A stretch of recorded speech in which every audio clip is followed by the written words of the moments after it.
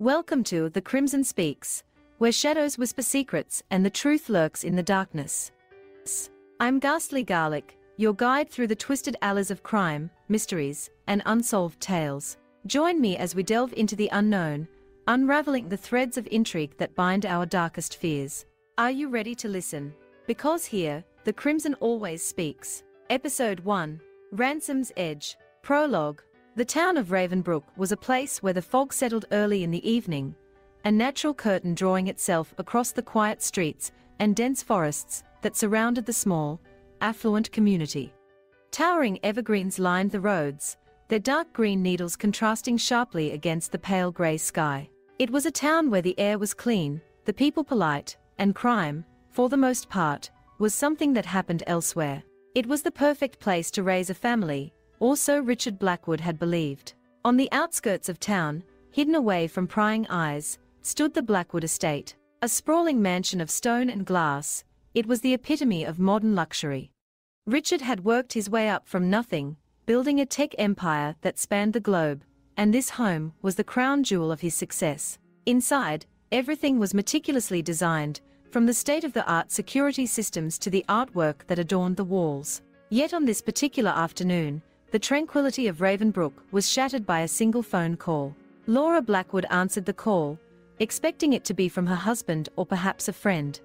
Instead, the voice on the other end was cold, detached, a voice that would haunt her for years to come. "We have your son."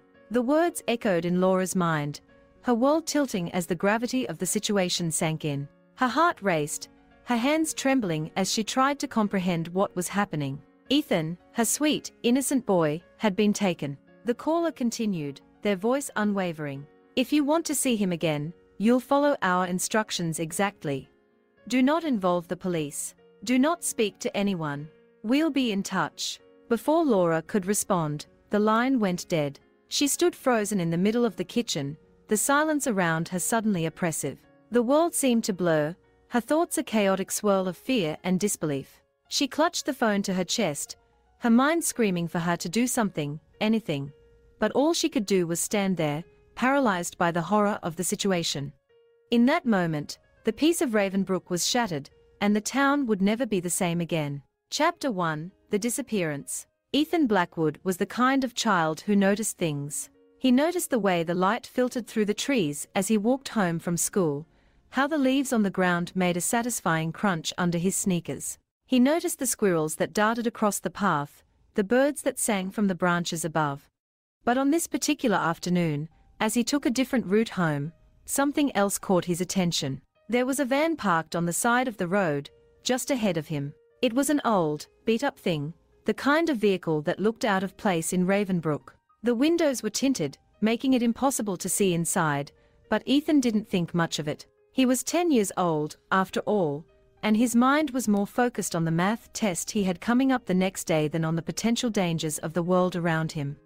He continued walking, his backpack bouncing lightly against his back with each step. The path he was on was a shortcut through the woods, a route he rarely took, but had decided to try out today. It was quieter than the main road, and he liked the way the trees seemed to close in around him, creating a tunnel of green. As he approached the van, he noticed something strange.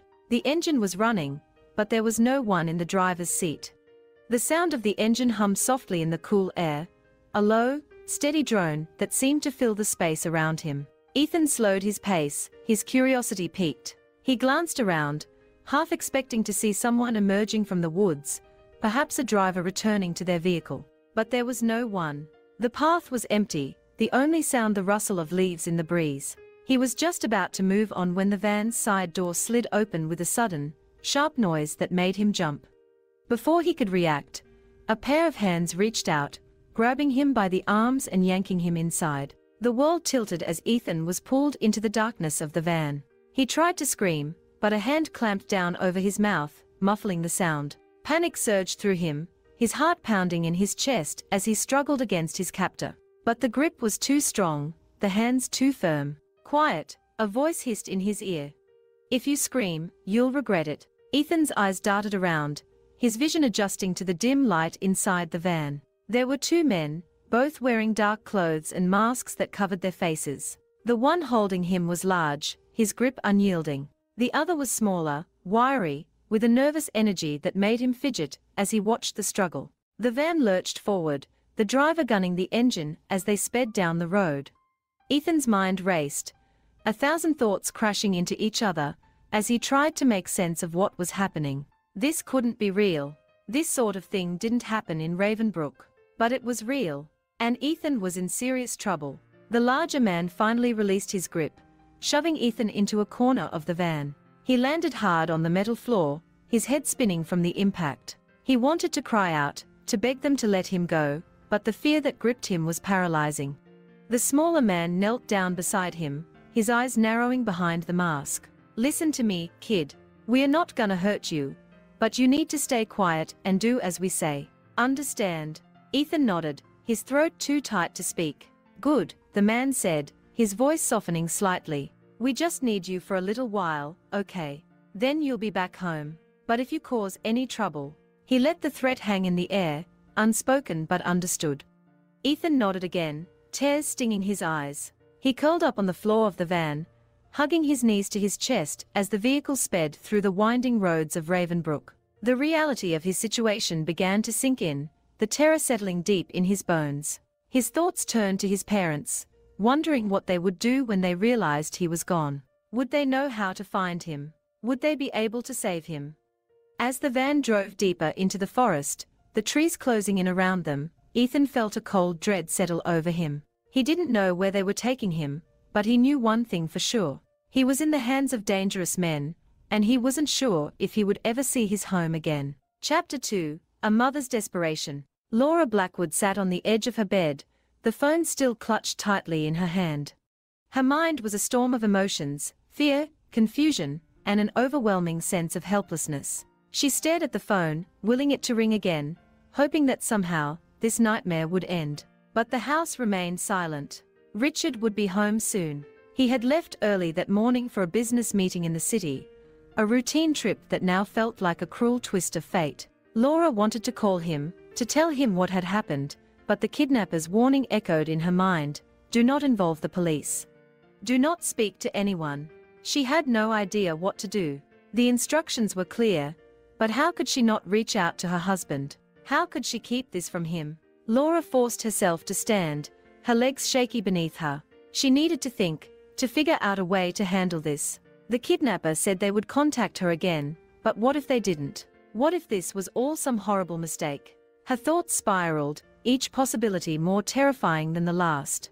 She paced the room, her breathing shallow and rapid. This couldn't be happening, not here, not to her family. Suddenly, the front door opened downstairs. Richard was home.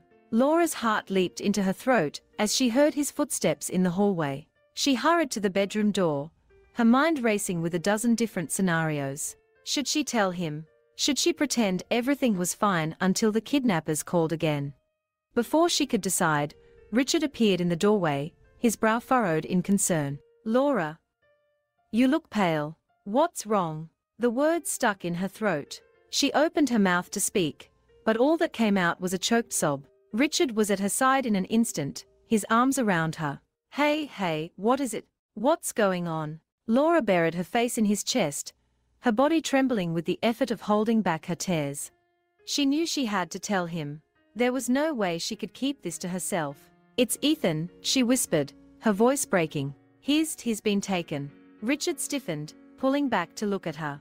"What do you mean, taken? What happened?" She explained everything in a rush, the phone call, the threat, the instructions. Richard listened in stunned silence, his face growing paler with each word. When she finished, he was silent for a long moment, his mind clearly racing. Finally, he spoke, his voice low and controlled. "We need to call the police." "No," Laura said, shaking her head. "They said not to. They'll kill him if we do." Richard's jaw tightened, his hands balling into fists at his sides. "Laura, we can't just sit here and do nothing. We need help. The police can track the call, find out who these people are. But what if they hurt him?" Laura's voice cracked, tears welling up in her eyes. "I can't lose him, Richard. I can't." Richard sighed, running a hand through his hair. He was torn between his instincts to protect his family and the very real fear of making a mistake that could cost them their son. We have to be smart about this. We need to figure out who's behind this and why they took Ethan. Laura nodded, wiping her eyes. But how? What do we do?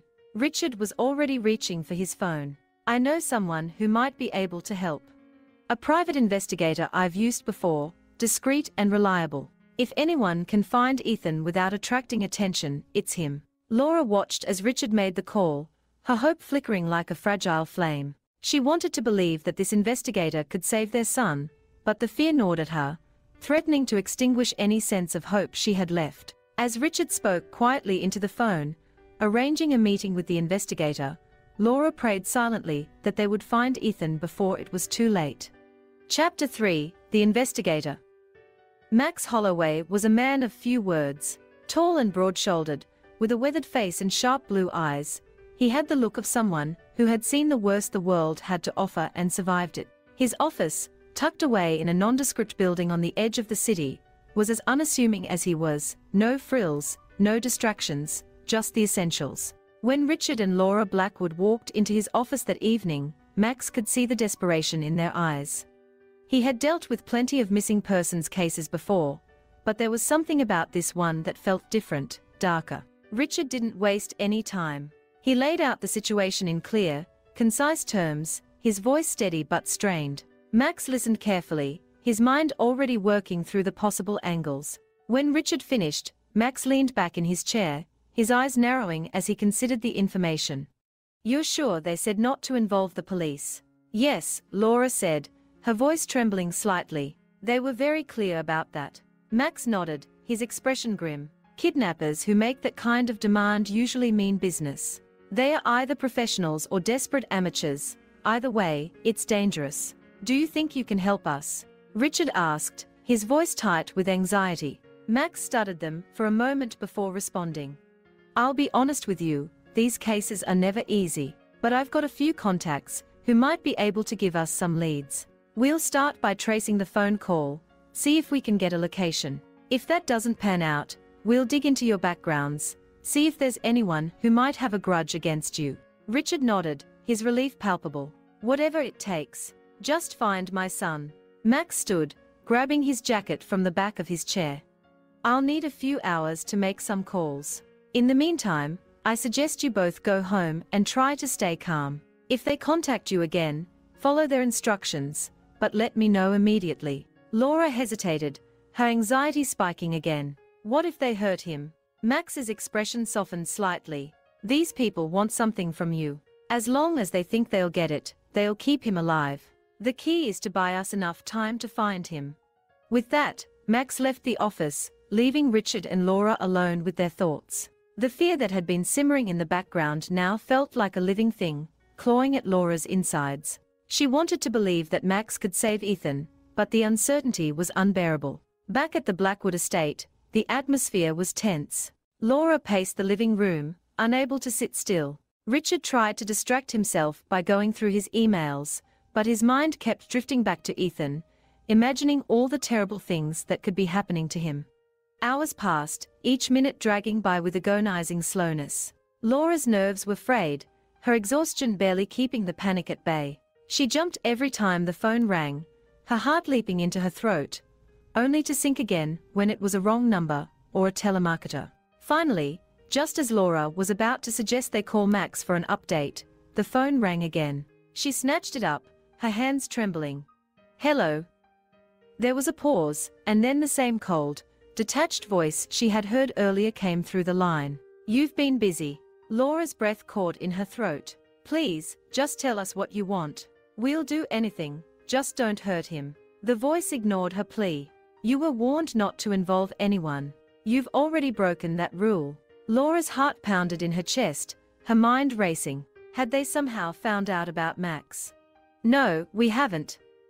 Silence, the voice snapped, cutting her off. "Your son's life depends on your obedience. Consider this your final warning. You'll receive further instructions soon." And with that, the line went dead. Laura stood frozen, the phone slipping from her grasp. Richard was at her side in an instant, his face a mask of concern. "What did they say?" "They know," Laura whispered, her voice barely audible. They know we involved someone. Richard's face paled. Damn it. We have to tell Maximum. Laura nodded, her fear spiking anew. But as Richard reached for his phone, another thought crossed her mind, a chilling realization that made her blood run cold. If the kidnappers knew they had reached out for help, it could only mean one thing. They were being watched. Chapter 4, The Hunter Becomes the Hunted. Max Holloway knew the risks when he took the Blackwood case, but something about this situation nagged at him, something that made his instincts scream danger. As he sat in his car, parked a few blocks from the Blackwood estate, he couldn't shake the feeling that he was being watched. It was a gut instinct he'd learned to trust over the years. The city was cloaked in darkness, the only sounds the occasional distant siren and the hum of traffic on the main road. Max had been in contact with a few of his sources, but so far, nothing had panned out. The phone call was untraceable, bouncing off several international servers before ending up back in the city. Whoever was behind this was not an amateur. Max's phone buzzed, and he picked it up, expecting a message from one of his contacts. But when he saw the unknown number on the screen, his heart rate increased slightly. He knew better than to ignore it. Max Holloway, he answered, his voice calm but alert. Mr. Holloway, a familiar cold voice responded. It was the same one that had called Laura. You've been poking your nose where it doesn't belong. Max tensed. Who is this? Someone who advises you to back off.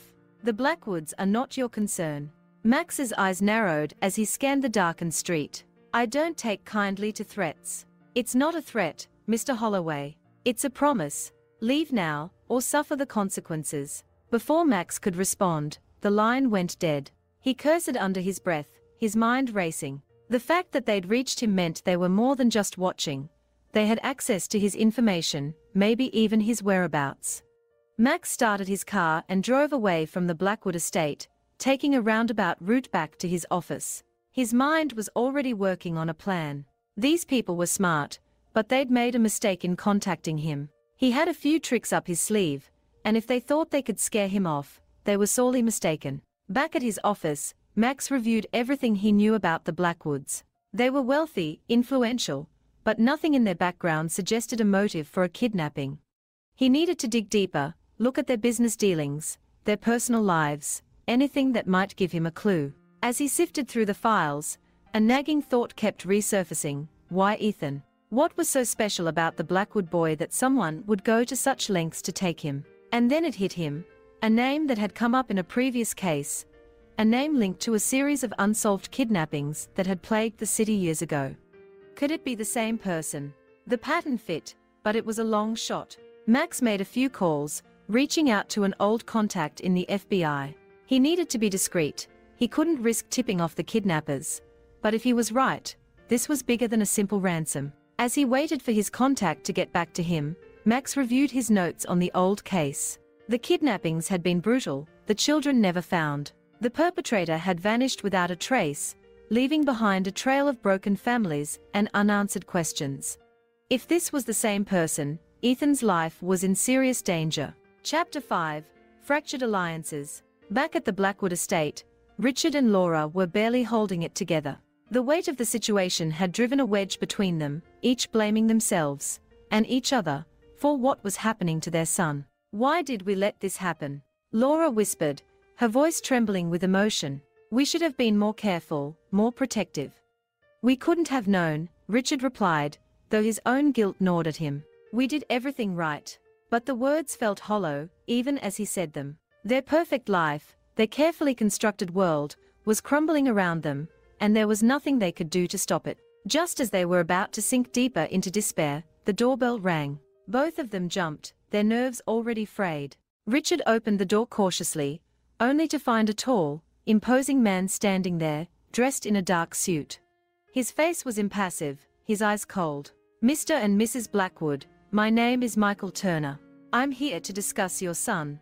Laura gasped, but Richard stepped forward, trying to keep his composure.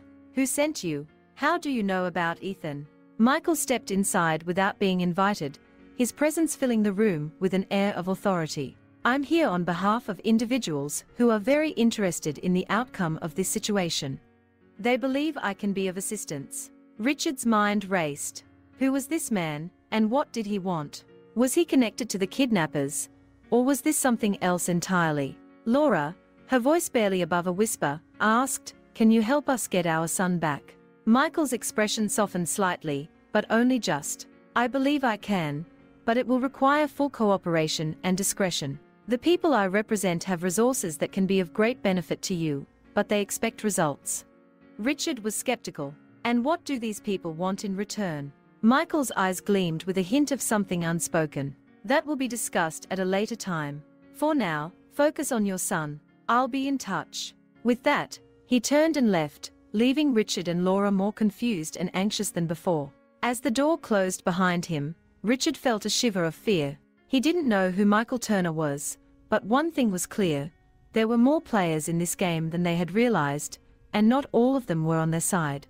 Chapter 6: The Web Titans. Max Holloway was still in his office when his phone rang again, this time from his FBI contact. "Holloway," the voice on the other end said, "you were right. There's a link to those old cases. The same MO, the same pattern. We've been tracking this guy for years." Max felt a surge of adrenaline. "So it's him. Looks like it. But there's more. The kidnapper isn't working alone. We've uncovered connections to a larger criminal network, one that's been operating under the radar for years. They specialize in high-profile kidnappings, extortion, and well, let's just say they don't leave loose ends." Max's grip tightened on the phone. "Do you have any leads?" "Not yet, but we are working on it. In the meantime, you need to be careful. These people don't mess around. If they know you're involved, you could be in serious danger." Max nodded, even though his contact couldn't see him. "Understood. Keep me posted." He hung up the phone, his mind racing. This was bigger than he'd imagined. The stakes were higher, the risks greater. But he wasn't about to back down. Max knew he needed to warn the Blackwoods, but he also knew that they were already on edge. The arrival of Michael Turner had only added to the confusion and fear. Max didn't trust Turner, and he had a feeling that the man's agenda wasn't aligned with theirs. As Max drove back to the Blackwood estate, he couldn't shake the feeling that time was running out. Ethan's life was hanging by a thread, and every moment counted. When he arrived, he found Richard and Laura in the living room, their faces drawn with exhaustion and fear. "We need to talk," Max said, his voice urgent. "I've uncovered some new information." Richard nodded, motioning for him to sit. "What have you found?" Max quickly filled them in on the FBI's findings, the connection to the old cases, and the criminal network involved. "This isn't just a kidnapping. It's part of something much bigger. These people are professionals, and they won't hesitate to kill if they think they are losing control." Laura's face went pale. "What do we do?" Max hesitated, then said, "You need to be very careful who you trust. I don't know who this Michael Turner is, but he's not what he seems. He might be connected to the kidnappers, or he might have his own agenda. Either way, you can't rely on him." Richard looked troubled, but he said he could help us. "What if we are turning away our only chance to save Ethan?" Max shook his head. "He's not your only chance. I'm working with the FBI now, and we have a better shot at finding your son. But we need to move quickly, and we need to be smart." Laura took a deep breath, trying to steady herself. "We'll follow your lead, Maximum. Just, please, bring our son home." Max nodded, determination etched on his face. "I will." Chapter 7: The Showdown. The next 48 hours were a blur of activity. Max coordinated with the FBI, pulling in every resource at his disposal to track down the kidnappers. Meanwhile, Richard and Laura lived in a state of constant fear, every moment an eternity, as they waited for news. Finally, a breakthrough came. The FBI had traced the calls to a remote warehouse on the outskirts of the city, a place notorious for illegal activities. It was heavily guarded, but it was the best lead they had. Max and the FBI organized a raid, knowing it was their best, and perhaps only, chance to rescue Ethan. The operation was risky, but there was no other choice. As they approached the warehouse under the cover of darkness, Max felt the tension in the air. This was it. Everything they had done had led to this moment. The team moved in silently, surrounding the building. Max was part of the entry team, his heart pounding in his chest as they prepared to breach the doors. On a silent count, the doors were blown open, and the team rushed in, weapons at the ready. The warehouse was a maze of crates and machinery, dimly lit and filled with the echoes of their footsteps. Max moved through the space with precision, his senses on high alert. He could hear shouting ahead, the sound of a struggle. He quickened his pace, his mind focused on one thing, finding Ethan. As they rounded a corner, Max spotted a group of men huddled around a small, makeshift cell. Inside, he saw a young boy, his face pale and gaunt, his eyes wide with fear. FBI. Get down, Max shouted, his gun trained on the kidnappers. The men scattered, some attempting to flee, others reaching for weapons. A firefight broke out, the sounds of gunfire and shouts filling the air. Max stayed low, moving toward the cell, his heart pounding with fear for Ethan's safety. As he reached the cell, he saw one of the kidnappers raise a gun, aiming it at Ethan. Without thinking, Max fired, the kidnapper dropping to the ground. Max quickly opened the cell door, rushing to Ethan's side. Ethan, it's okay. I'm here to take you home. Ethan looked up at him with wide, terrified eyes, but there was a glimmer of hope there too. Max scooped him up in his arms, shielding him as he carried him out of the warehouse. Outside, the FBI agents were rounding up the remaining kidnappers, securing the scene. Max hurried over to a waiting ambulance, where medics immediately began to check Ethan for injuries. Richard and Laura arrived moments later, their faces etched with a mix of fear and hope. When they saw Ethan, they both broke into tears, rushing to his side. Mom? Dad? Ethan cried, reaching out for them. Laura pulled him into her arms, sobbing with relief. Richard hugged them both, tears streaming down his face. Max watched from a distance, a sense of satisfaction washing over him. They had done it. They had brought Ethan home. But as the scene began to calm, Max couldn't shake the feeling that this wasn't over. The kidnappers had been caught, but the mastermind behind the operation was still out there. And as long as that person was free, the Blackwoods, and anyone connected to them, weren't safe. Epilogue. Shadows of the past. Several weeks had passed since the rescue. Ethan was home, recovering from his ordeal with the love and care of his parents. The media had reported on the kidnapping and the daring rescue, but the true story, the one involving the larger criminal network, remained hidden from the public. Max Holloway had continued his investigation, determined to find the person responsible for orchestrating the kidnapping. But every lead he followed seemed to end in a dead end, every thread unraveling before he could grasp it. One evening, as Max sat in his office, reviewing his notes for what felt like the 100th time, his phone rang. The number was unfamiliar, but something told him to answer. Max Holloway, he said. The voice on the other end was deep and calm, with a faint hint of an accent. Mr. Holloway, I see you've been busy. Max's heart skipped a beat. He recognized the voice. It was the same one that had called him before the raid. The mastermind. You have a lot of nerve calling me, Max said, his voice hard. The man chuckled softly. I just wanted to congratulate you on your success. You played your part well. Max's jaw tightened. Who are you? A man with many names and many faces. But I think you know that already. Max's mind raced. This wasn't just a criminal. This was someone with power, influence, someone who operated in the shadows, manipulating events from behind the scenes. You're not going to get away with this, Max said. I'll find you. The man's voice remained calm. Perhaps, but I doubt it. You see, Mr. Holloway, this was never about the boy. It was a test that you passed. And now that you've proven yourself, there will be other opportunities. Greater challenges. Are you ready for what comes next? Max's grip tightened on the phone. You'll slip up eventually. And when you do, I'll be there. The man's voice was almost amused. We'll see. Until then, Mr. Holloway, keep your wits about you. The game is far from over. The line went dead, leaving Max with a sense of foreboding that he couldn't shake. He knew that this wasn't the end, it was only the beginning. The shadows that had threatened the Blackwoods were still out there, lurking, waiting for their next move. Max Holloway leaned back in his chair, staring at the phone in his hand.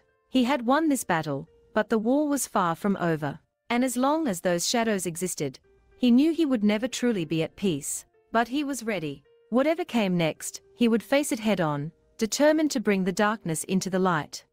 The game was on. And so, another chapter closes, but the echoes of the crimson remain.